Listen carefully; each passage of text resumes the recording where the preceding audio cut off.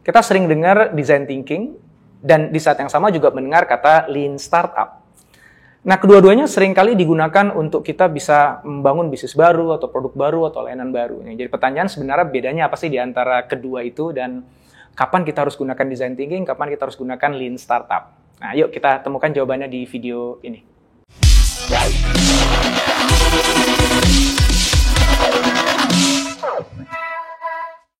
Dalam video sebelumnya, saya sudah jelaskan panjang lebar terkait dengan design thinking dan juga kaitannya dengan agile development. Nah, dalam video ini saya akan jelaskan satu konsep lagi yang punya hubungan erat dengan kedua hal tadi, yaitu lean startup. Nah, pertama-tama saya ingin menekankan dulu nih bahwa adanya kata startup di situ bukan berarti metode ini hanya khusus untuk perusahaan startup loh ya. Tapi ini sebenarnya maksud startup yang lebih umum lah, yaitu apa? Upaya inovasi yang masih melibatkan banyak ketidakpastian. Nah, jadi itulah makna startupnya. Maka ini relevan sekali untuk perusahaan-perusahaan besar sekalipun.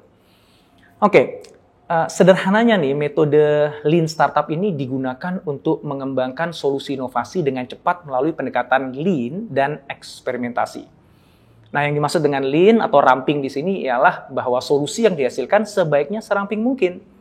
Dalam arti hanya mengandung hal-hal yang esensial bagi customer. Dan karena konteks inovasinya itu masih serba nggak pasti, maka hal-hal yang esensial tersebut ditentukan melalui eksperimentasi atau testing dengan customer langsung secara iteratif. Nah, maka dari itu 3 tahap utama nih ya yang ada dalam satu kali iterasi lean startup itu adalah ada build, kemudian measure, dan learn. Nah, dalam tahap build, kita membangun prototipe solusi yang cukup mengandung hal-hal yang kita asumsikan esensial bagi customer. Lalu di tahap measure, kita uji cobakan prototipe dan asumsi tersebut dengan pengukuran-pengukuran tertentu. Dan di tahap learn, kita pelajari hasil pengukuran untuk menyimpulkan asumsi-asumsi mana yang benar dan mana yang salah sebagai pembelajaran yang tervalidasi. Nah, pembelajaran ini akan dimanfaatkan untuk perbaikan prototipe saat build di iterasi berikutnya. Nah, jadi iterasi 3 tahap tersebut itu diulang terus-menerus sampai pada akhirnya ketemu satu solusi yang tervalidasi atau terbukti esensial diinginkan oleh customer. Dari penjelasan lean startup ini bisa disimpulkan bahwa emphasis atau fokus dalam lean startup itu adalah proses inovasi terhadap eksperimentasi solusi ya.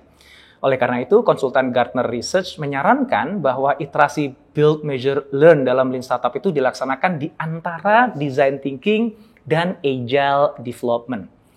Maksudnya gimana tuh? Jadi gini, dari iterasi awal design thinking kita mungkin mendapatkan satu atau beberapa solusi yang belum sepenuhnya tuh tervalidasi. Nah, dari situ kita bisa gunakan pendekatan build, measure, learn untuk mendapatkan prototipe solusi yang tervalidasi. Untuk kemudian akhirnya dibangun dan disempurnakan dengan agile development.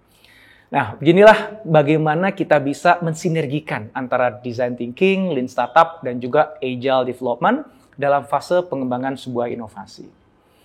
Seperti halnya agile development, lean startup dapat melengkapi design thinking karena adanya kemiripan dari segi prinsip-prinsip yang mendasar. Pertama, pendekatan kedua metode design thinking dan juga lean startup itu berpusat pada user. Jadi mereka mementingkan perspektif user dan melakukan user testing yang ekstensif dalam mengembangkan solusinya. Yang kedua, pendekatan dari kedua metodologi ini menekankan pentingnya untuk mendapatkan feedback customer sedini-dininya melalui prototyping demi menghindari pemborosan sumber daya akibat investasi yang terlalu besar terhadap sesuatu yang customer bisa jadi nggak inginkan.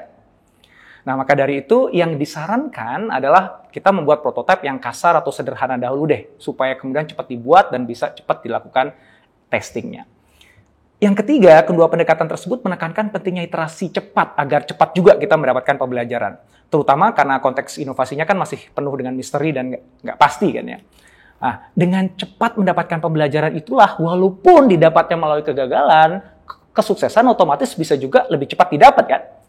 Nah, karena kesamaan-kesamaan prinsip inilah, maka lean startup sering digunakan bersamaan dengan design thinking untuk membuat proses inovasi jadi lebih optimal, terutama dalam aspek eksperimentasi dan pengembangan solusinya.